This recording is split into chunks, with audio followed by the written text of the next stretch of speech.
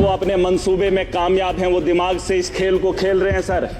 मुसलमान पूछकर हिंदू को मार रहा है। वो चाहता है कि हिंदुस्तान के अंदर हिंदू और मुस्लिम का फसाद हो ताकि ये जंग खुद आपस में लड़े, वो अपना हाथ न इस मुल्क के अंदर डाले। पाकिस्तान 4 आदमियों को भेजकर देश का माहौल गंदा कर रहा है और हम उसका हिस्सा बन रहे हैं। सबसे बड़ी बेवकूफ़ी इसी की बात की है। पाकिस्तान से आया हुआ मुसलमान जब यहाँ आतंक फैलाता है तो हमारे माथे पे जो दाग है उसे मिटाने में हमें सालों साल लग जाते हैं। आज पूरा जम्मू कश्मीर, पूरा देश इकट्ठा है। जवाब देने का वक्त आ गया है। ताकत का जवाब ताकत से देंगे, गोली का जवाब गोली से देंगे। मैं नहीं चाहता हूं कि पाकिस्तान और हिंदुस्तान जंग करे। मैं चाहता हूं कि हमला करें, हम उन पे अटैक करें। जंग नहीं, अटैक करें। मेरे यहां अगर कोई मर जाए गांव के अंदर तो मुझे वहां जाना है तो ताजियत में मैंने अपने घर नहीं जाना है। मैंने उस घर में जाना है जहां पे मातम हुआ हो। अगर बैरून ममालिक का ये दौरा रद्द होता है तो फिर बिहार जाना जरूरी नहीं था, पहलगाम आना जरूरी था और लोगों से दर्द बांटना जरूरी था।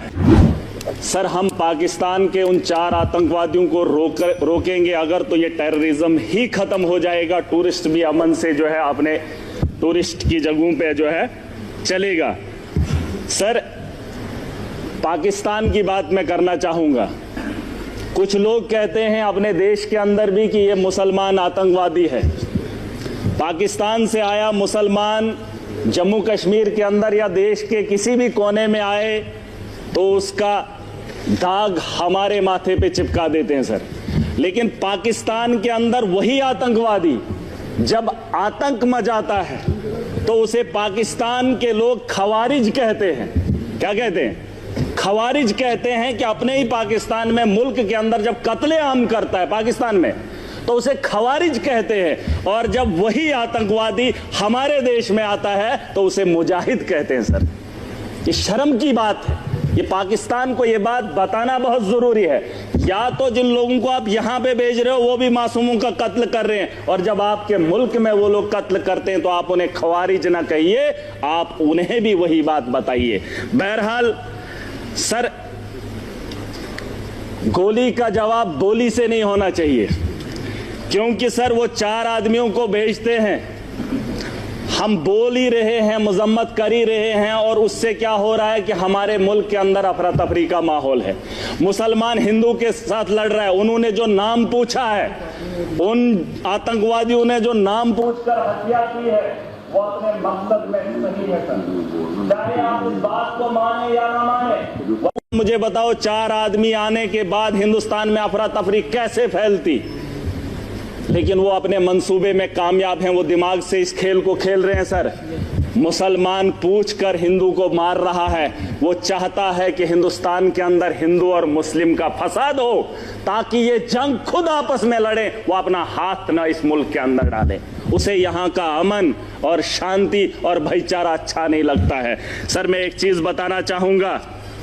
मेरे पिछले दिनों बच्ची 8 महीने की गिर गई, कुर्सी पे बैठी थी तो बगल में वो टाइलें लगी थी, सर फट गया। सर फट गया। मैंने उसे इलाज के लिए डॉक्टर के पास लिया, लेकिन उसके माथे का दाग अभी भी। बात ये नहीं है कि वो गिर गई और बच गई और ठीक हो गई, मैंने डॉक्टर के पास लिया, उसका जख्म जो है भर गया, लेकिन जो सर उसके माथे पे दाग है वो तभी लगा है क्योंकि वो कुर्सी से गिरकर उसके साथ बजी है। अगर वो कुर्सी पे चढ़ने से पहले ही उसे बचा लिया होता, ना उसके माथे पे कट लगता और ना ही उसके माथे पे वो जख्म रहता। और वो जख्म ये है कि पाकिस्तान से आया हुआ मुसलमान जब यहाँ आतंक फैलाता है तो हमारे माथे पे जो दाग है उसे मिटाने में हमें सालों साल लग जाते हैं। मैं उसे तो बात ही वही है, मैंने कह दिया है खवारिज है। सर, मैं बताना चाहूंगा, एक बात है जिसे हम लोगों को समझना बहुत जरूरी है। मैं तो समझता था मोदी जी के नेतृत्व में इस देश को चलाया जा रहा है। आतंक के दिलों के अंदर इतना खौफ होगा, पाकिस्तान के अंदर इतना खौफ होगा कि पाकिस्तान हमला करने की मजम्मत भी नहीं करेगा, ये मेरा दिल मानता था, क्योंकि तकारीरें वैसी होती थी, जलसे वैसे होते थे। लेकिन आज अगर वो वक्त आ ही गया है यहां अगर मैं अगर ताकतवर हूं, मैं चाहता हूं अगर वो मेरे से गलती करे, मेरे से वो उलझे, मैं चाहता हूं वो कब उलझे और मैं उसको लफाड़े दो मारकर बिठा दूं। सर ये मेरा मानना है, अगर मैं ताकत में हूं, मैं चाहता हूं अगला मेरे पे वार करे और मैं उसे ताकत से जवाब दूं। आज नहीं सर, पूरी बात सुन लीजिए। अभी तक घंटी किसी की नहीं बजी, किसी की नहीं बजी। अगर मेरे लिए बजा रहे हो मुझे बताओ मैं गलत बोल रहा हूं, मैं सही बोल रहा हूं। मैं कह रहा हूं सर, आज आप यहां इजलास बुलाएंगे, बुला लो, मैं भी चला जाऊंगा। मैं आज इसलिए आया हूं, मैं इस जम्मू कश्मीर का नागरिक भी हूं और जिम्मेदार भी हूं। और मेरे नौजवान बच्चे, उमर साहब ने एक टीम बनाई, अलग अलग स्टेट्स के अंदर गए, लेकिन मजबूरी क्या हुई कि मुसलमान को देखकर पीटा जा रहा है। मैं इसलिए यहां पर आया हूं। मैं मुंबई नहीं गया, मैं महाराष्ट्र नहीं गया, मैं गुजरात नहीं गया अपने उन बच्चों को देखने के लिए जो यहां से हमारे बाहर पढ़ने के लिए जा रहे हैं। लेकिन मैं उमर साहब का फिर भी शुक्रिया अदा करना चाहूंगा। लेकिन एक बात बताने आया हूं, मैं चाहता हूं सर, मैं चाहता हूं जो बात मैं बोल रहा हूं कि उकसाया जा रहा है। पाकिस्तान बड़े आदमी को, ताकतवर को कभी कमजोर नहीं उकसाता है। अगर उकसाने की गलती पाकिस्तान ने की, मैं खुल के बोलूंगा सर, अगर की, और ये पहली बार नहीं हुआ। जम्मू कश्मीर को मोहरा मत बनाइए, मिलकर आज पूरा जम्मू कश्मीर, पूरा देश इकट्ठा है। जवाब देने का वक्त आ गया है। ताकत का जवाब ताकत से देंगे, गोली का जवाब गोली से देंगे, तब जाके अमन और शांति की बहाली की उम्मीद कर सकता हूं सर। वरना आज ये हाउस चला, 22 तारीख का वो मातम, आज हम बात करेंगे, महीने के बाद फिर किसी जगह फिर कोई कातिलाना हमला करेगा, फिर हमारे बच्चों को जो है स्कूल जाने से रोका जाएगा, फिर हमारे घरों पे बमबारी होगी, फिर मुसलमान को हकारत की निगाह से देखा जाएगा। आज मौका है, आज मौका है, आज पूरा देश इकट्ठा है, मुसलमान साथ है। यहां उधमपुर में, पहलगाम के बाद उधमपुर में आतंकवादी हमला हुआ, एक मुसलमान ने गोली खाई। मैं चाहता हूं कि आप यहां पर यह दाग न लगाएं, पाकिस्तान को मौका मत दें, मत दें। ये मेरा घर है, मुझे पाकिस्तान के वास्ता नहीं है। अगर देश का हिंदू ये कह रहा है कि मुसलमान आतंकवादी है, तो फिर पूछना चाहता हूं, भारत को छोड़कर अमेरिका लोग क्यों जा रहे हैं, कनाडा क्यों जा रहे हैं? और आपको लगता है महराज पाकिस्तान जाना चाहता है? नहीं, मैं भी दुनिया के उन बेहतरीन ममालिक में जाना चाहता हूं जहां बेहतर जिंदगी मुझे मिले। ये भिखारियों का देश, जहां खुद भूखे नंगे लोग हूं, उस पाकिस्तान में मैं जाना चाहूंगा।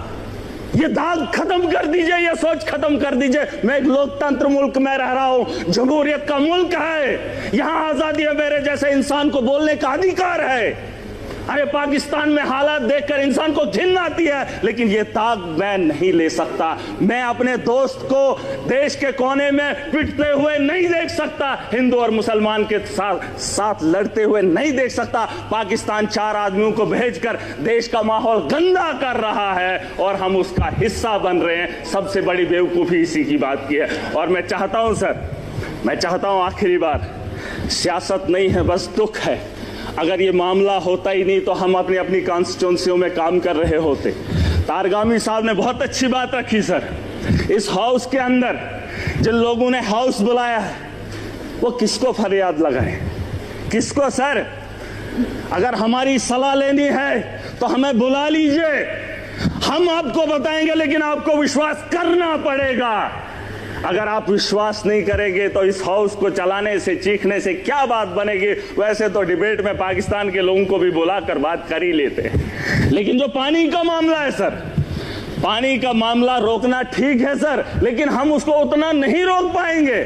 4 दिन 1 महीना रोक सकते हैं, लेकिन अगर रुकेगा पानी तो हमारे लोगों को नुकसान होगा, और जब उसे छोड़ेंगे तो सैकड़ों किलोमीटर हमारे देश के लोग उससे नुकसान होंगे पहले, फिर उसके बाद पाकिस्तान को नुकसान होगा। उसके लिए कोई तैयारी करनी पड़ेगी। यह 20 साल का लिए मामला है सर। गोली का जवाब गोली से नहीं, गोली से देना पड़ेगा। अगर पाकिस्तान को रोकना, हम उनसे ज्यादा ताकत रखते हैं। आप, मैं नहीं कह रहा हूं जंग करें, मैं नहीं चाहता हूं कि पाकिस्तान और हिंदुस्तान जंग करे। मैं चाहता हूं कि हमला करें, हम उन पे अटैक करें, जंग नहीं, अटैक करें। अगर हम अटैक नहीं करेंगे, वो रोज 6 महीने, 1 महीने, 5 महीने, 10 महीने के बाद, सर परेशानी ये है कि मैं ऐसे मुल्क में रह रहा हूं जहां मैं परेशान हो रहा हूं। कोई भी परेशानी नहीं चाहता हो, मैं माजरत खा हूं। सर एक बात, मेरे यहां अगर कोई मर जाए गांव के अंदर तो मुझे वहां जाना है तो ताजियत में, मैंने अपने घर नहीं जाना है। मैंने उस घर में जाना है जहां पे मातम हुआ हो।